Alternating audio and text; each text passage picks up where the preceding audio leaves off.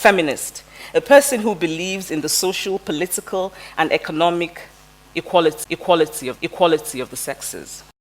Anger has a long history of bringing about positive change, but in addition to being angry, I'm also hopeful, because I believe deeply in the ability of human beings to make and remake themselves for the better. And I would like today to ask that we begin to dream about and plan for a different world, a fairer world, a world of happier men and happier women who are truer to themselves.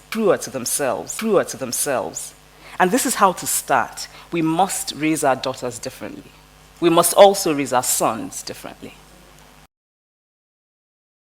It's easy for us to say, oh, but women can just say no to all of this. But the reality is more difficult and more complex. I want to tell them that I am just as human as the man, that I am just as worthy of acknowledgement. We raise girls to see each other as competitors, not for jobs or for accomplishments, which I think can be a good thing, but for the attention of men. We teach girls that they cannot be sexual beings in the way that boys are. The problem with gender is that it prescribes how we should be, rather than recognizing how we are.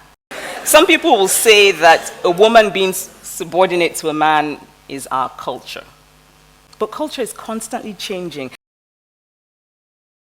So if it is in fact true that the full humanity of women is not our culture, then we must make it our culture.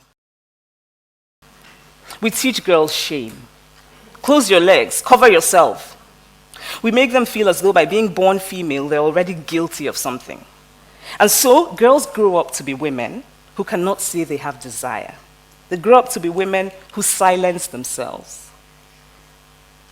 They grow up to be women who cannot say what they truly think. And they grow up, and this is the worst thing we do to girls, they grow up to be women who have turned pretense into an art form.